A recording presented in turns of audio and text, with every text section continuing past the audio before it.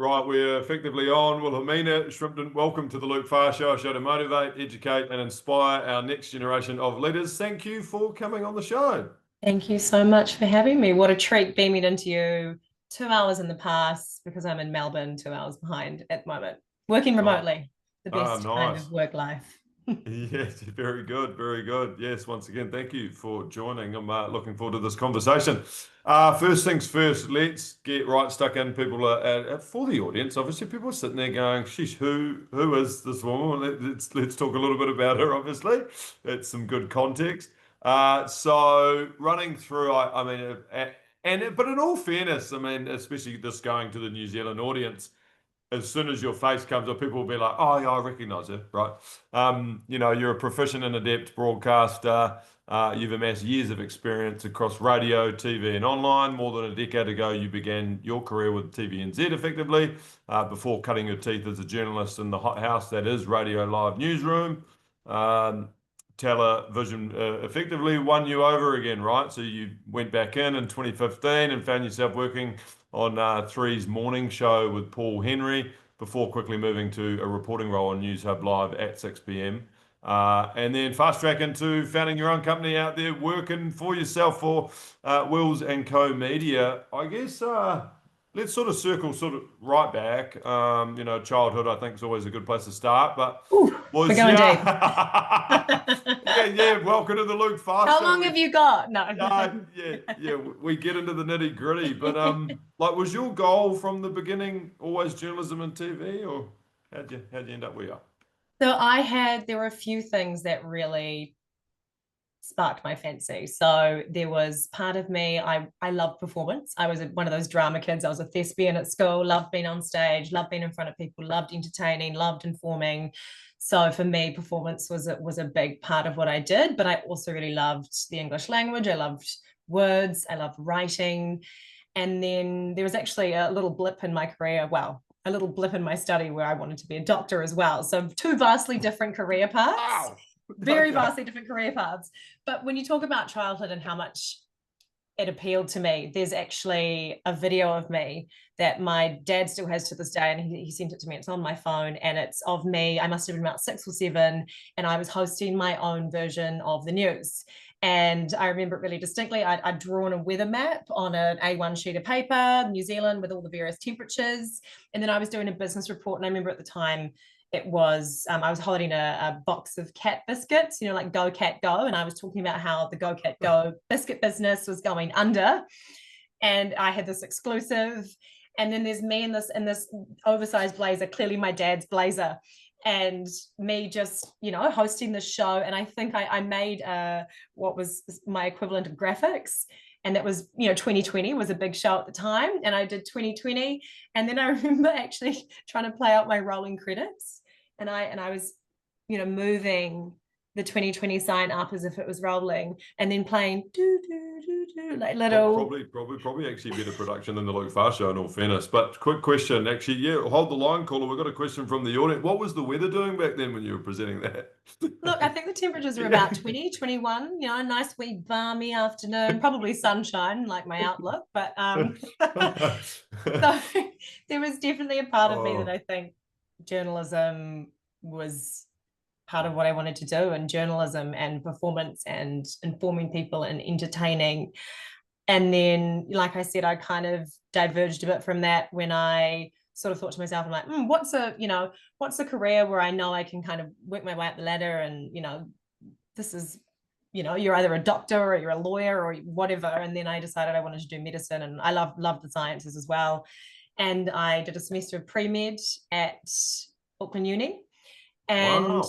right before I started that semester of pre-med, I remember I was in seventh form. I was a bit of a nerd burger. I was head girl and did all the extracurriculars and all that jazz. And there was a producer from the breakfast show on TV1 who called my principal and said, "Hey, look, we want someone to come on, a youth point of view on a couple of issues. Do you have any students who would be good?" And my principal was like, "I've got just the one for you." And so I went on the breakfast show, and that's when it reignited the fire for journalism in me. I walked to the studio and just thought, wow, I need to be here. This is what I need to do. And so they brought me back again. And then I just kept in contact with the producer for breakfast Wow. and basically was annoying enough that he didn't forget about me, but not too annoying that he was like, we can't let her back in the building. And so I Love ended up doing work experience. And there was a meet and greet girl who brought the guests on to, this is when Paul Henry and Pippa Wetzel were hosting, brought the guests onto the set, put the mic on them. And every Thursday she did the snow report. And I said, well, you've got no one to do meet and greet, so I should do it. And I stepped in and then worked my way up to a casual contract and then a full-time contract. And in that time, I was in so deep into my semester of pre-med that I couldn't drop out of it. So I continued the first semester and then I dropped that and then just continued with my commerce degree. So graduated with a Bachelor of Commerce, was going to do a postgrad in journalism, but ended up learning on the job instead. So it's a bit of a convoluted path, but yeah, and doing pre-med, not exactly the lightest workload, whilst you're also doing this TV thing. Like, oh no, that not is at all. absolutely And full on. full noise, and loved Wow. my time when I was working on the assignments desk. It's kind of like the heart of the newsroom at TVNZ, and where every junior journalist cuts their teeth, and all the green journos are sitting at the desk and monitoring emergency services and helping liaise with camera crews. And they were weird hours, like the shifts we'd do was 3 p.m. till 11 p.m., or you'd do the dreaded overnight, which was your rite of passage, 11 p.m. till 7 a.m. And this was back in the day when, before we had digital transmission, like we had live trucks and we actually had physical tapes that recorded the foreign feeds. And I remember that was part of what I had to do on my overnight shift, was physically take the tapes out for the BBC and APTN and ITV, and take the tapes out and then put in the next round of tapes and then rewind the ones that had already recorded the feeds. And yeah, it was a cool time to start, and it's changed vastly, but I loved that I was there in that time. Yeah, that's crazy. Yeah, were you sending fax machines back then by the sounds of things? Actually, we were still getting faxes. That was on its way out, but I remember people would Yeah, send in news tips and yeah, they would be on the fax, and it yeah. was the TVNZ fax machine. But it Oh, was on its last wow. legs. But yeah, Yeah, yeah, yeah, that's how yeah. long I ago. think it's fair to say both you and I right now are showing our age, but that's okay. We can swiftly move forward. That's never a nice topic for anyone. I heard you there. You mentioned there that you were like, oh, once I sort of rolled into the studio, you just had this feeling that sort of ignited you. You were so pumped up, and you were like, oh, I've got to be here. What do you think? What do you think ultimately drove that feeling? Yeah, that's an interesting one, isn't it? I mean, I think we've sort of all got this innate. It's just in us, right? We're going, this just feels good, and it's not too dissimilar. I mean, there's many examples, right? First job interviews or going on a first date, you just get that vibe. But like, yeah, what do you think it was about that particular vibe for you? I love how you said first date vibe. It's like the butterflies, Yeah, the yeah, yeah, hunger in yeah, your yeah, belly. yeah. And this is off script. I was just thinking that sort of out there, going, oh, I wonder. Yeah, that's an interesting topic. Really, we can go down the rabbit hole on that one. Oh, um, I didn't mean I about dating. I mean just literally that feeling. I mean, if we can talk yeah, about the we can go into an fire. Oprah Winfrey show if you like. But anyway, The you told me fire. not. You Yeah, told me not to talk I about that. just remember going in and I was so overwhelmed at the time. I was 17 when I was going on the breakfast show, and I remember I Long really time wanted ago. to look older and look more professional. And I remember, borrowing one of my mum's blouses to wear, and going in, and I don't know, there was just something about it, just the pace, the energy, the vibe. There were people running around the newsroom, last minute bits of paper were flying. They'd run up to the producer. There was just something going on in every corner. And I'm Mm, such a high energy person. And I just thought, this is amazing. This is such an incredible platform. You're informing people, you're creating this trusting relationship with an audience. And it's, yeah, I don't know. There was something about it. And I just thought, I can't not be here. I have to be here. mm, mm.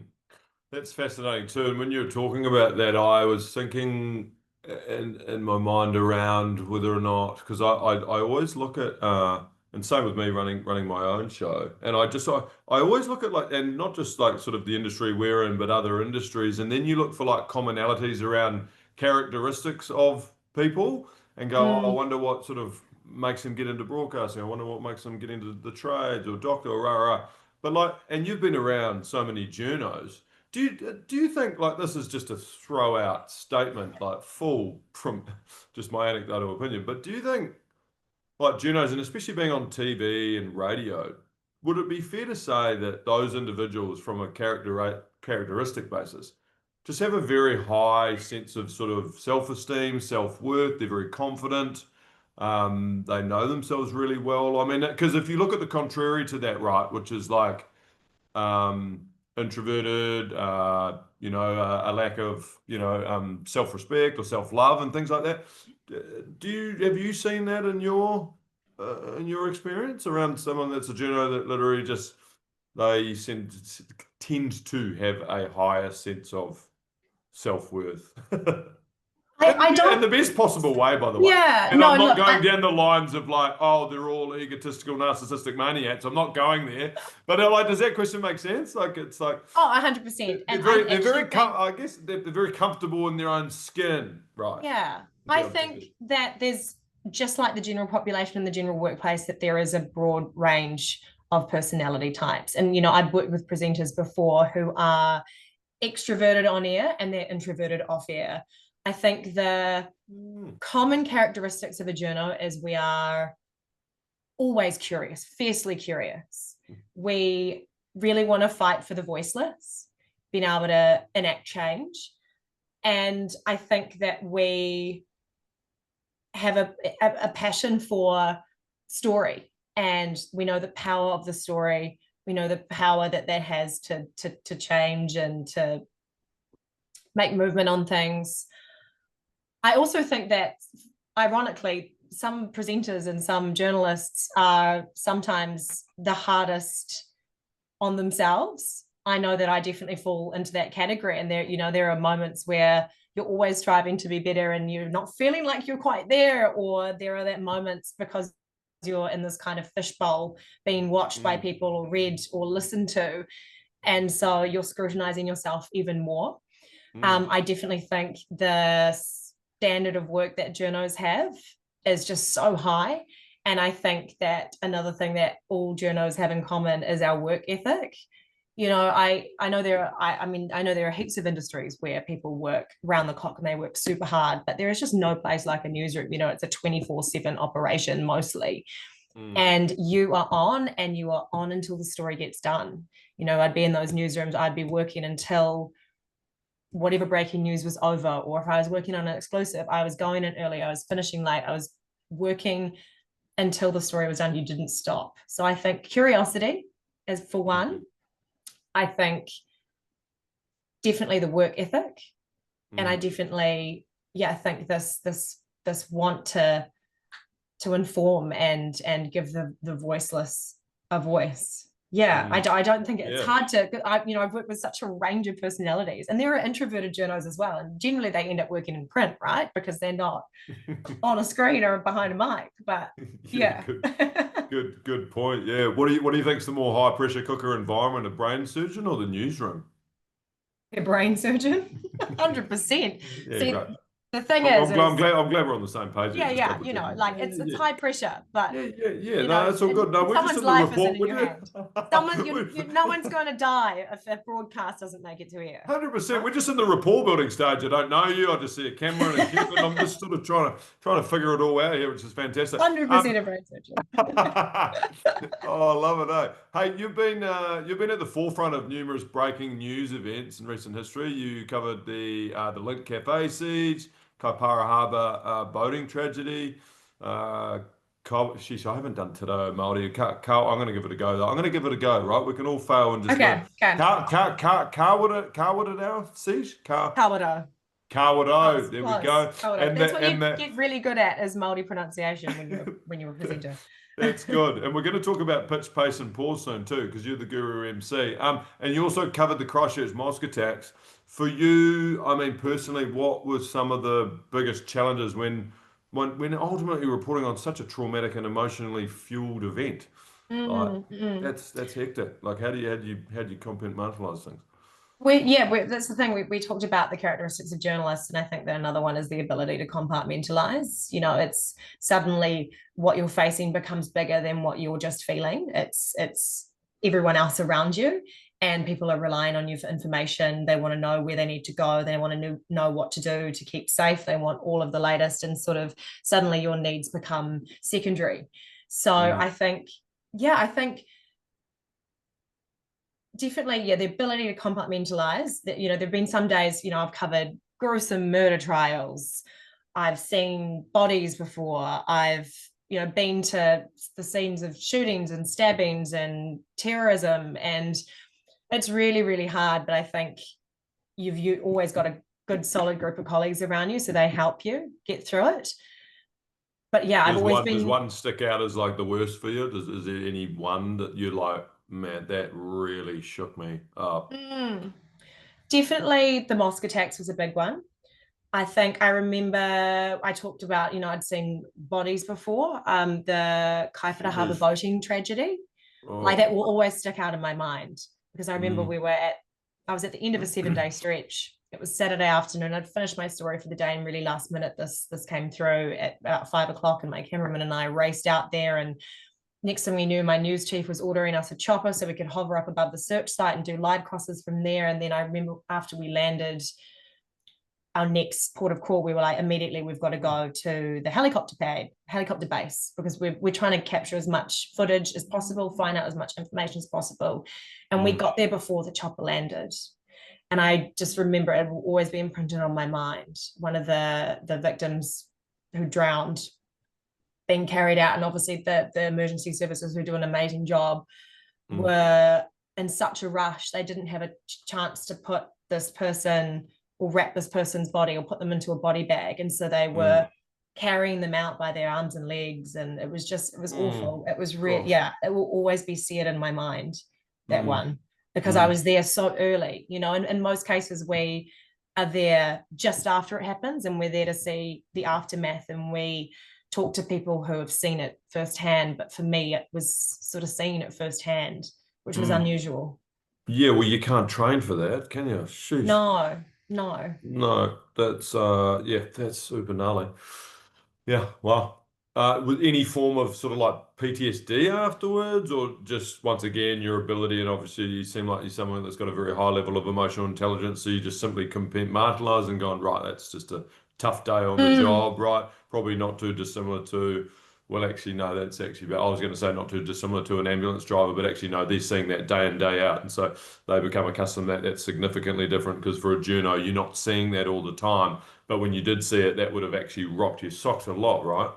I think, yeah, definitely still able to compartmentalize, but I sit here saying, oh, yeah, I was fine. But I'm sure that the cumulative effect Mm, has definitely taken a toll. I've had some really stressful times in recent years where kind of things have all come crumbling down. And I'm sure that if I really unpacked it, it would be the cumulative mm, effect of all those things. I mm. remember an old news chief of mine telling me about a reporter that used to work under her, and she wasn't even out in the field. She was just monitoring all the foreign feeds. I think there'd been an Right, earthquake, or there'd been something that had hit from overseas, and she was just watching all of the raw vision come through. And right. from just watching that for hours on end, she Jeez. just broke down, and it's like you don't even have to Mm, physically be there. It's purely just seeing those images. So I'm sure a mm, lot of journos have unresolved trauma, and it's sort of trauma bonding when you're in the newsroom, because you're kind of all in it together. And your mm, cameraman who's by your side is always your best mate and your confidant, and you're there mm, for each other. And but yeah, it's hard. And that's the other thing, is you can become desensitized, like what you said with paramedics, and then often mm, you're kind of in news mode, and you need to get the story, but you also have to remind yourself to check yourself, A, that you're okay, and B, that it shouldn't be a transactional gathering of the story. It's people's lives and people's emotions, and you really have mm, to make sure that you are still empathetic, and mm. not losing that human touch. Yeah, 110%. And sheesh, like on that note, like, yeah, so what are you doing on a day to day? What are your tips and tools when it really comes to sort of handling stress, health and well-being? I mean, what have you, share some of those things around what you've got in your tool belt, especially being on TV. Like those are high pressure cooker environments, lights, camera, action, everything's going. It's full on. Like, Mm, mm. what are you doing? Any tips and tools to ensure that you are remaining cool, calm, collected, and obviously being the best version of yourself and smashing it out of the ballpark? Like, that's no easy Mm. feat. But yeah, what are your secret tips? Secret tips, not secret, not so secret.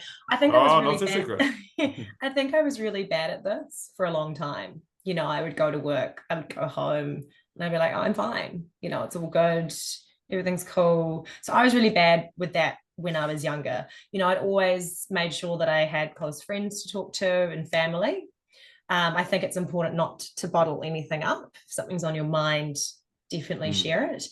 It hasn't been until recently, in the past couple of years, where I've probably done more than just yarn about it to my friends. Therapy is a really good one. Going to mm, a therapist, talking to someone who's outside, who's impartial, who can kind of put things into perspective and offer you this view that's, outside of your bubble, to mm, know if what you're feeling is valid. And of course it always is, but knowing how to deal with it and talking to them about mm. methods to cope. I've tried meditating. I really wish that I would be better at it, but my mind is always racing and I find it really hard to quiet in my mind. And I probably haven't given it as much of a crack as I should. Well, But let's whip into it now. Let's do some alternate nostril breathing. So just breathe in on the left and come out to the right. No, no, but it's extremely powerful. yeah, The meditation and especially the breathing techniques are unreal. definitely, definitely. I think writing things down as well. I Oh, yeah, you're a big journaler. Not a big journaler, but when I'm feeling, and I know consistency should be the key, and I'm sitting here saying people should do this, but I'm also really bad at this too. So I'm going to need to take my own advice. But when Appreciate the things, transparency. when I'm feeling vulnerable, and I bought myself this gratitude journal. It was the 5 minute journal, and sort of every day you open up a page, and it's 3 things that you're looking forward to, 3 things that you're grateful for, 3 things that you're worried about, and I would write that every kind of morning. And the trick is when you're feeling good to still do those things as well. And I'm learning the hard way not doing that when I find the feeling of overwhelm and stress creep back in again. And so I'm still learning to be better. So I can't sit Yeah. here in my high horse and say, do this, but I need to take my own advice. And yeah. Yeah, I love that. It's like I am going to preach the features and benefits. However, I'm in the game myself. Well, because I I know haven't the got there. I benefits haven't been there yet, but when I'm a work in progress. I I'm a work know in the benefits of it when I'm really good at it. So, and I'm and 100%. I'm Yeah. and I'm committed. And so Yeah. I need to extend that to the times that I am feeling really good as well. And so, you know what? It's like I'm a work in progress. And I think you're only human, right? And so if other people listen and they can learn from the mistakes that I've made doing that, well then I've done my job. That's so good. Have you noticed a huge difference since before you were doing all of that and then after? Just those simple things, the gratitude that you mentioned. And so what's that done for you? You mean have you noticed a significant difference from Yeah, pre to definitely. yeah, what are some of I those think things? reminding yourself of all the good things. I think it's easy, it's human nature to really dwell on the negative. And I'm a naturally anxious person by nature. And so reminding myself of the glitter within the dust is, I think, really, really important. The Mm, the mm. family, the great opportunity you've been given. Maybe you're traveling. I'm just going to stand up briefly. Sorry, I'm in a hotel room and the lights turn off automatically. So just I have to That's move. okay. Yeah, no, I wouldn't have expected anything less from a well-established Here we TV go. host and broadcast. And back to the show. Thank you, ladies and gentlemen, for the Chemist Warehouse advertisement. We are Good now. evening. We are now. Good evening. The lights are back on. We're ready. We're ready for the show. It's so good. Oh, very good. So the with your yeah, it's interesting, isn't it? I found just really honing in on that gratitude muscle, right? And I just do it in the shower. I mean, yes, there are benefits in writing it down. Some people, it depends on whether or not you're a kinesthetic learner or how you do. Everyone does things differently. However, the practice of gratitude has really, because I don't know what it is, and I've done a lot of research and listened to a lot of podcasts around neuroscience, but there is this thing, I think, the human brain, our monkey chatter brain and that ego brain and things like that, like we always tend to sort of drive or lean towards more of the negative than the Mm, positive and then more the grateful side. So when all that monkey chatter and or my negative side comes in, I just am aware, socially aware, and then I change it into what are you? I just ask that question in my own brain. What are you grateful for today? or what are you grateful for mm. it, just period. And so, and then once Yeah. it's interesting, isn't it? It's interesting how the psyche actually does shift. Yeah, and Like, you're like, oh, actually, things aren't that bad. And my fiance and I are yeah. trying to get into the habit of going, Mm, we're lying in bed and we're going to sleep, and each of us say to each other the three things that mm. we're grateful for. I think it's also really important as well Did is you to just say try if you fiance? can. I did. Look, nothing gets past the wicket keeper. Seriously, you think I'm just this sort of every washy journalist. I'm going to pick up on these things. I love it. You just got to quit. And I notice how you sort of squash the word, and we're going to talk about words and how we enunciate in a minute. But I loved it how quickly you said that, and I was like, that's not getting past me. First and foremost, congratulations. Thank you. Thank you so much. Nice one. And also, there was a small caveat before this interview that we can't talk about what happened in the pub. But anyway, congratulations, and let's get stuck back into the show. Very good. um, So you're lying in bed with the fiance, moving swiftly forward. Yeah, and yeah, and both of trying to you. say to each other the three things that we're grateful for, which I think is, yeah, really important. It's being really useful. And I think something that I remember talking to my friend about is the idea of our brains are always thinking about the past or thinking about the future, right? So the only way I think to feel a bit better and not feel worried or anxious is to try and just live in the present and live in the moment. And I think it's so easy for us to just go, oh my God, what's happening next week? Or why haven't I done this? And I need to achieve this in 5 years. And oh my God, what did I say 5 weeks ago to that person? I'm so embarrassed, but actually Mm. just stripping the shit either side and just thinking about what's happening today, I think is a really valuable tool. Yeah, no, I'm picking up what you're putting down. Those are very valuable insights there. I just want to circle back slightly just to the fiance thing. Now, I know there is obviously a wedding coming and looming, and you're a great MC and things like that. But do you need an MC at all? I mean, I'm not half bad. Are you Yeah, submitting yeah, your yeah, application? 110%. Yeah, yeah, I've actually got What's your two weddings. CV? Yeah, exactly. No, I'm happy to run you through that. I've got three weddings under my belt, and also I could probably actually I'm marketing genius. I can say I'm an international MC because I did do one in Hungary, and I've done two Wow. two in New Zealand. But often the case, I think for New Zealanders anyway, they generally get an MC that they actually have known more than 30 minutes. So I don't know Oh, if so I'll did you quite. do it for an unknown couple? No, I didn't. I'm meaning for you. I'm Oh, meaning for for us. Oh, you. I was like, We've did you? only known each other all of 20 minutes. So I think for the third round interview, it'd be hard pressed for me to get this deal over the line. I'll submit the application. I'm gonna have to take it to my 2IC though for consideration. Oh, that's I was so gonna good. say to the boss, and then I was like, no, 2IC. Yeah, I love that. And on that note, let's talk about emceeing and presenting and captivating a room, which you're an absolute weapon at. Things like thinking on your feet and being very adaptable, reading the room, also using a very high level of emotional intelligence to really gauge like what to say, what not to say, but and then also pitch, pace, and pause. But in your opinion, I guess what are the like three key ingredients that you look like not only use yourself, but that you look for when you look at the difference between really just a good MC and a phenomenal MC? Mm-mm. What you sort of touched on there, which I think is really tailoring what you're doing to your audience. No audience is the same. Every cohort, every demographic is going to have something that appeals to them in a different way. So I think making sure that any presentation, any speech, any MC, it's not a one size fits all.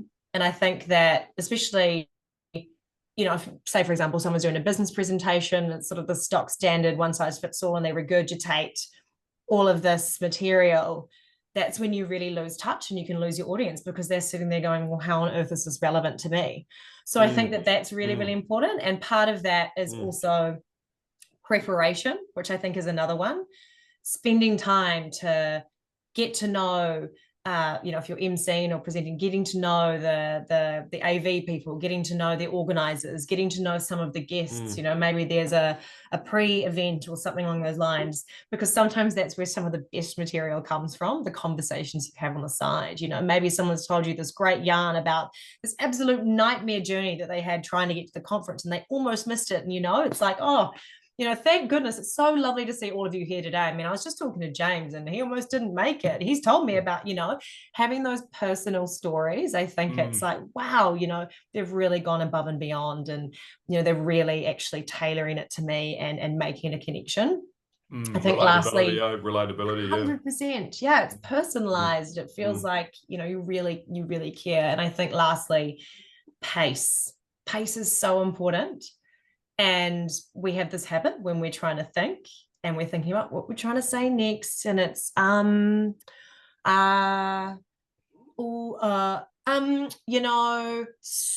I'm thinking, obviously, those filler words. Yeah. Have you noticed a lot of that from me so far? No. Not so far. Have You're you doing not? pretty Oh, well. really? Is that right? No, I'm well renowned for it because I'm For the so arms, enthusiastic, and I get or just those periods where you don't know the what you're question, going to but say. well, you're on the fly, Yeah. and I know what I'm trying to get out, but I'm trying to figure out the most articulate words to get it out, and so that's a human brain thing. And when we don't know the words to get it out, we put in the ums and the ahs, right? But 100%. I'm a shocker. Yeah. And what sounds more powerful? So I kind of was really hoping you enjoyed this conference, or I really hope that you got a lot out of today's conference. Oh yeah, she's definitely the first one. No, no, Need a refund. 100%, 100%. No, definitely. No, yeah, the last filler is words, and to very. get rid of them, it's the power of pause. And for so many people, it feels pause is uncomfortable. People don't like sitting in silence. And 2 seconds of silence feels like about 25 seconds of silence. But you have to learn to feel comfortable in that silence because A, it makes you sound way more considered. B, people can follow along with what you're saying because you're not going 100 miles a minute. And C, it slows you down. So if you're feeling nervous already, the faster you talk, the more nervous you're going to become. So slowing it down and really leaning into that pause allows you to keep tabs on those emotions. Nerves aren't bad. I love nerves. They make you perform better. It means you care, but channeling them into the greater good. So I think practicing, and this is what I do when I talk to people about presentation training, is practice with a conversation with a friend.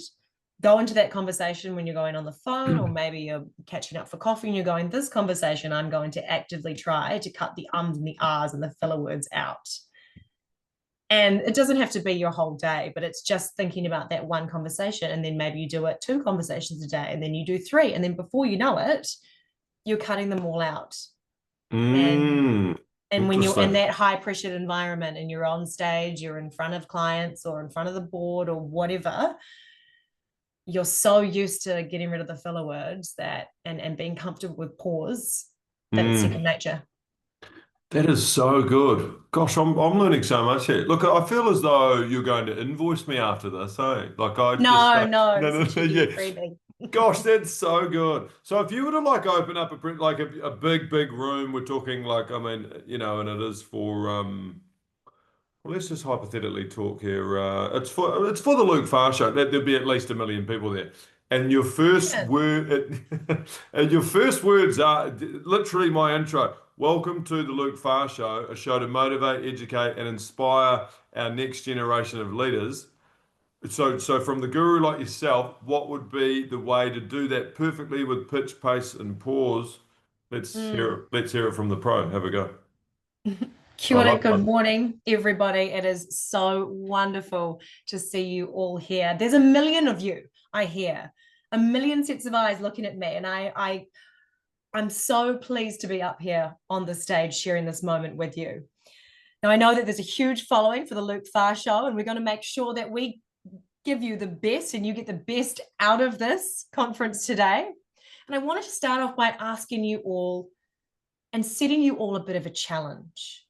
There's 1 million of you here, and I'm sure you don't know every single person in this room. But what I want to do is at the end of the day is I want you to take away a new connection. Introduce yourself to someone else in the room. Go up to them, exchange numbers, exchange emails, slide into their DMs, whatever platform suits you. But that's my challenge to you at the end of the day. Yeah, I always try and do something a bit interactive at the start. Or I absolutely love that. Gosh, you really can think on your feet. I like that. And what I particularly liked about that is around the slide into the DMs thing. I mean, what if you are sort of, you're single and you sit next to someone that's absolutely gorgeous and you fancy aesthetically, out for now. And then you're just like, oh, great. Shit, the MC has just given me permission to slide into the DMs. How good. crashing into the DMs, more like it. Yeah, 100, yes, exactly. Yeah, might need to check the spam folder, but nonetheless, no, I love that. It's so And good. see, the moments there when I was trying to sort of think what's coming next, I paused instead of saying because I was like thinking, oh no, I'm losing what I'm saying. So I Yeah, I paused know. instead. No, no, it was absolutely phenomenal. No, your pitch, Thank pace, and you. pause is great. And also, you do it in a way where it literally feels like a natural conversation, right? Because we're all probably, I mean, any MC and all of that, right? Because if they rehearse their script, and I'm sure act, like that's probably what differentiates between a good and a bad actor, right? The ones that sort of are reading the script, doing it over and over in their head, but they make it feel so human and as if you are just having a natural conversation. Because as soon as it sounds scripted, and like You've once you're lost them. on that, you've lost them, haven't you? There's It's a like, barrier, right? So the scripted, yeah. it needs to come from a place of personalization and conversation, not a place of memorization. And so when you Mm, are planning a speech or a presentation, bullet point. Bullet mm, points, you should know the material in and out if it's come from your brain. So it's mm, about having those bullet points to jog your memory, and then you build the conversation around that. Because if mm, you try and remember something word for word, you're sure as hell going to fumble and trip up, because as soon as you get one word wrong, you're going, oh no, I've done such a bad job. And then that's when you stumble and you mm, lose your confidence. And the less script there is, the more it sounds like you. And mm, it should be conversational. It's like my key rules are get rid of the word for word script and get out from behind the lectern. mm. Oh, I like that. That's good. That's Physical good. barrier. No, no, no. Open up that body. Open up the palms of your hands. Don't cross your arm. Don't cut yourself off. Right. And speak from the diaphragm. Yeah, just project and energy, and but also be yourself. And Shout so out, this shout out to Jason Gunn. shout. Phenomenal. Yeah, he is good. Phenomenal. I mean, he's doing but similar what you're doing too with his he's doing a lot of that stuff, but he's and so he should. I mean, she's been in the game for a long time, but Mm. he's I look at that and go, oh yeah, Jesus, pitch, pace, and pause. He's so natural, organic, and yeah, no, and also I think it's like when it comes from the heart. Me as a viewer, this is just my own opinion. As a viewer, you're looking at, and same with like the podcast that I watch or TV or whatever it may be. I'm really just looking for authenticity. Mm. I'm looking for, oh, do they genuinely give a flying fuck about that? Literally. Or are they just doing their job and are they just trying to get through the day or Tick a like box. yeah, Yeah, yeah, for yeah. sure. And you go, And yeah, they've got their yeah, it's just like that statement of are you wearing your heart on your sleeve? exactly. My favorite boss, my favorite newsroom boss, this was when I was at Today FM, RIP to Today FM. We had a good year. I had an amazing year, but best boss I'd ever had, Yeah. my boss Dallas. And I remember this was when I was co-hosting the Drive show. And I remember he had a meeting with all of us hosts, and he was like, guys, I don't care what you do. All I want you to do is be yourself. He's like, the audience can see through everything. And if you're not Mm, yourself, they can pick that up. So be yourself. Is that I don't care what you do, what you say, just say it as you and say it with conviction. And so I will forever be grateful for him saying that, because a lot of times in news, and I think in media, sometimes you can sort of get squished into the molded version of what a boss or a leadership team want you to be. And so that was just such a refreshing thing. And I think the same thing goes. And oh, when I say be yourself, that what we are talking about before, there are some people who are more introverted. There are some people who are more extroverted. You can still be mm, an introvert and be a really great public speaker. Lean into mm, that. You might be more of a formal personality as opposed to a jovial and energetic one. But there's power mm, in that too, and there's power in that delivery. So that's don't put powerful. the How do square you peg into avoid the round hole. yeah, yeah, 100%. That's powerful. Well, how do you walk that fine line though between fitting into obviously the deliverables and their brand ethos and company culture and things that you've got to really adhere to. But then you get someone saying, look, I really ultimately just want you to be yourself. But then sometimes if anyone takes that and literally runs with it, and then they go, look, you're going a bit far with me. You're not quite, you know what I mean, though, eh? Be yourself, but not too much. But yeah, 100%. Yeah. How do you manage that one? Yeah, I think it's about reading the room, and I think it's about reading what type of Yeah. event it is. I mean, if it's an awards night, it's a bit fun, and the brief is we're celebrating. We're going Yeah. large. Then Yeah, you can go nice. large if it's a daytime conference. That's not to say it needs to be super serious and formal. I mean, the last event that I emceed was last week for CPA Australia. It was a room full of finance and accounting professionals, Oh, here we which go. I seems was literally just going to bring that example up because I've been to a few of those events. No, I'm not in the industry, but I have. And sheesh, yeah, let's just put it this way, a little bit different to media broadcasting, advertising events. Yeah. yes. But I think even though it was still formal, I think that people who are a bit more introverted, or if it's a bit more of a serious industry, they really enjoy something that's different from the day to day. They crave a bit of that energy. I mean, I was still my super bubbly self, but Mm. there were moments when it needed to be more serious, when I was facilitating a panel, for example. And there were moments where there was some light relief, and there were speakers who were there as well, who How were good. How good. What were also you light relief. what were you doing for the light relief stuff? Just like, Constant vibe checks. I oh was getting yeah. people up and moving, getting them to take a selfie with me, Oh, things like that. nice. Oh, great. Just, Nice. yeah. And And any little like punchy one-liners that are like that you've researched that all sort of financial industry experts would know of, or not so much? No, that's going so a bit too here's the deep. thing. I just said to be yourself, right? I think, well, I don't know, my friends might tell me otherwise, but I think I'm funny just in general chat when I'm around my friends. I can't be funny on cue. And there'd be nothing. My biggest fear is saying a joke and it not landing. So I'm not funny on cue. I lean into the bubbly energy, and if I happen to get a laugh, it's kind of a cheeky little comment rather than a straight out joke. So That's that's so me being good. myself.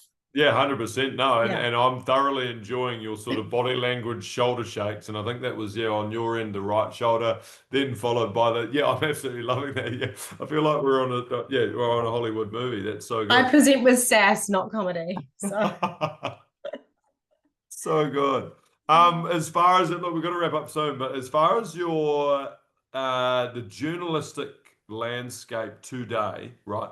Not just in New Zealand, but globally, what are some of your biggest sort of dislikes right now? Just to sort of look, pull the curtain down really and just be like, what are you seeing? What you've learned in your past? Obviously, you're now out on your own and doing it, your own gig, and you've moved out of that sort of newsroom, but you're obviously still watching everyday news and things like that. But what are some of your dislikes that you see in regards to journalism that is just a bit now for that you just sort of cringe at and go, where's this going, or what? Yeah, if you know what I I think it's important to talk about, maybe some dislikes, but then also some change, because we're going through this huge period of change at the moment in media. And that's why I ended up doing my own thing, right? I went through back-to-back redundancies, and my little heart could only handle so much. And I thought, well, if I start my own thing, mean. accidental founder, born from survival, then the only one who can make me redundant is me.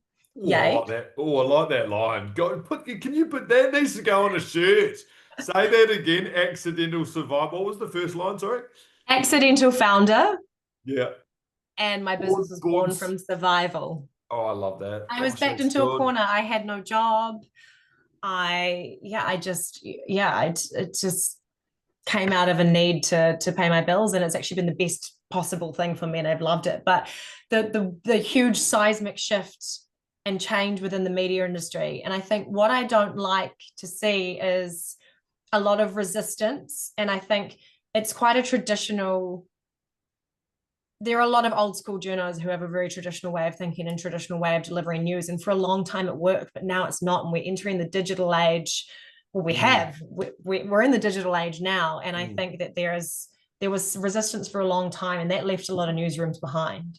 And that meant, mm, because they didn't adapt and change, that there were shutdowns and closures.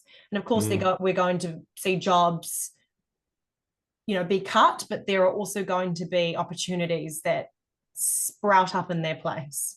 I think there are a whole bunch of opportunities that we don't know even exist yet with all of the change in the way that we present and host news. I think there will always be a hunger for content. That content is just going to be packaged up in a very different way. So what I think there is definitely more of an open-mindedness and willingness to embrace that change now, purely because it's a do or die situation. If you don't adapt, it's adapt or die. But I wish that that willingness was happening 10, 15 years ago. There was a real reluctance, I think, from some, and that meant that they got left behind. And then that meant that people's jobs were affected and livelihoods were affected. Could have been a situation where instead of their jobs being cut, their jobs remained, but they just changed. But because they left it too late, it meant that wasn't possible. The other thing that I really don't like, and that makes me really sad, is, some of the distrust around media and journalism. And I think that there is a lot of that stemmed from COVID times and misinformation and fake news, and it's a real shame because there are so many really hardworking journalists, and look, there are some more probably so overseas that have sort of let it down for the rest of us and let people down. And it's a real shame because journos are the hardest working, gnarliest people that I know, and all the ones that I work with are very trustworthy individuals, and I'm so proud of what they've done and achieved, and it's just a real shame, and I just really want that perception to change and swing back around. Yeah, I fully agree with that, and I'm not going to do the typical devil's advocate, but I will just slightly and keep it very objective, and because this show's not always about debates, but I think it's always good to share varying opinions, and anyone that likes to have a healthy debate and can always sit there and just go, oh, we can agree to disagree. But on this note, on that topic, which I feel very firmly about, I look like if you look at any individual in that journalistic landscape, who might be, like you said, a phenomenal human, they mean well, they work so hard, but would you not agree that, like, they are part of a massive system cooker that literally is part of that movement of the industry that is creating a culture of fear and is sensationalism, and that those headlines sell, and we all know that, right, from traditional media back from Rupert Murdoch days, way, way back. And I guess the question is, like, it's like there's a reason for that, and the clickbait material, it's like, okay, because the contrary is, why is there not a positive news channel out there that sells and gets ads and all of that? It's because positive news doesn't sell, sadly. Like when we flick on 6 News, like way back when and even now, right? It's just, yeah, murders, XYZ, you know the game. So yeah, and then it's gone into murky waters now of with technology, and everyone's been enabled to sort of freedom of speech and say what they want, and so it's a tricky landscape, and I completely see why they're saying, right, I just don't trust any news I'm seeing right now from the mainstream, and that's why it's obviously a breath of fresh air when you got like guys like Rogan and doing podcasts which are unedited. There's no editor behind Fox News saying, you got to say that, you got to pitch the tagline. No, that's not right because you haven't hit the sensationalism. That's not creating a culture of fear. 9/11 happened. No, gun sales didn't go up 33% because we're trying to drive that. We're trying to scare the shit out of people. So where do people find trust these days? And that's a really great question, and I'm not sure that anyone really knows the answer to that yet. I think the difficulty is, and where it's gotten really muddy, is because media companies, right? They're businesses. They're businesses, and they have a bottom line, and they have bills to pay, and overheads, and staff. And the reality is the advertising dollars are waning significantly. And how you get eyeballs onto those websites and onto those shows is by creating content that people want. So it's this weird blurry line between, do we create content that we think is worthy, or is a story that needs to be told and it's just purely about informing people, or is there a story that we need the eyeballs to then boost the metrics to then take to potential advertisers. And I do agree that the waters are really, really muddy. I know from my own Yeah. experience in a newsroom, I've never been told to do a story or not do a story because of eyeballs. I've done the Mm, story regardless. But in terms mm, of how it's packaged up on the website, that was beyond me and out of my control. I haven't been full time in a newsroom for a couple of years now. I'm still popping up every now and then in newsrooms, and I love it, and it's my passion, and it's amazing. mm, So I haven't seen that firsthand, but I know that there is a push for certain types of categories of stories, and stories that are likely to get more clicks will land on homepages, and so it has become really muddy. But it's this issue of their businesses, and if they don't make money through advertising dollars, then they'll cease to exist. So mm. how do you manage that? And I think Yeah. that's a challenge that so many, not just in New Zealand, but media companies around the world are trying to grapple with. It's Mm, not like the good old days when it was just TV and there was less competition and everyone tuned in because there was one or two television networks. So they didn't yeah. actually need to Yeah. to place content to get more eyeballs, to get more advertising dollars. Yeah. Rest in peace, Paul Holmes, for sure. I know. So it's, the days of homes, right?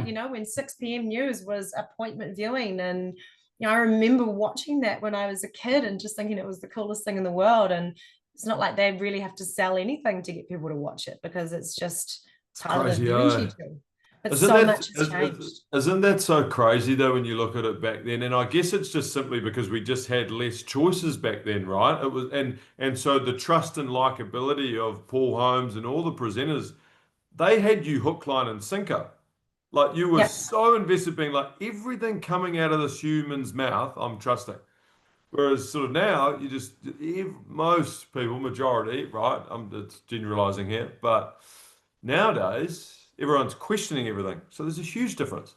And 'Cause everyone has a platform. yes, Everyone has yeah. a platform now. There's citizen journalism, then there's unverified things that do the rounds, then people grab onto what they want to, and there's sort of no Mm, gatekeeper anymore. And I think it's so important to give people platforms and a voice, but because there's mm, just so much information now, it's how do you know what's true and right? And then, yeah, like I say, the constant battle to try and survive and pay the bills in order to survive. There's this delicate dance, and mm, that's where the argument of sponsored content comes in, and at least that's labeled. And mm, but mm, yeah, mm. it's such a tricky thing, and I do not envy the decision makers in those media companies for sure. Neither do I. No. That's a good point too. And same with like you said there. See, I try to do it organically, but it's a very good point around sponsored content, right? So like and I'm going to just do it now. Shout out, which is like when people watch this, they'll be like, "Oh my God, he's so doing that purposely," but it's not. But it like Autophagy Skincare, which I have now done. This is just speaking very candidly. I now just literally tag it, link it, and all of that through, and it's similar to what Lex Friedman does, which I absolutely love. And also, sorry, quick comparison to how Rogan now does. When you're listening to him now, it's the same. He's got an ad. It never was that way. He used to just do the full interview with the human. There'd be no ads in between, and that's ultimately what the viewer or listener wants. And Lex Friedman's differentiated. He just literally at the start of his thing goes, "I want to thank all my sponsors and everything's in the show notes. Let's get on with the guest." Because Yeah. that's which is so good. But anyway, As long as you're transparent, right? You're not shout out to Autophagy Skincare. You can hit dub. No, I'm kidding. transparent, right? So the trick is Yeah. there is a sense of distrust, and people will lose faith in what you're doing if you're trying to dress up an ad as organic content. You just got to be transparent with people. What we said about being yourself, people can smell bullshit. Mm, They mm, really can. So mm. it's important to just be forthcoming, open, honest. I mean, that's crisis comms 101. So That's so true. Hey, look, that's all we've got time for today. Thank you so much for coming on the Luke Farr Show, a show to motivate, educate, and inspire our next generation of leaders. You've certainly done that, and I wouldn't be surprised if I'm probably going to get an invoice in the mail from you. You've shared some pretty good tips, and thank you very much. I really do appreciate it. yeah, thank you. Awesome. I'll just hit stop record. Awesome. God, I can just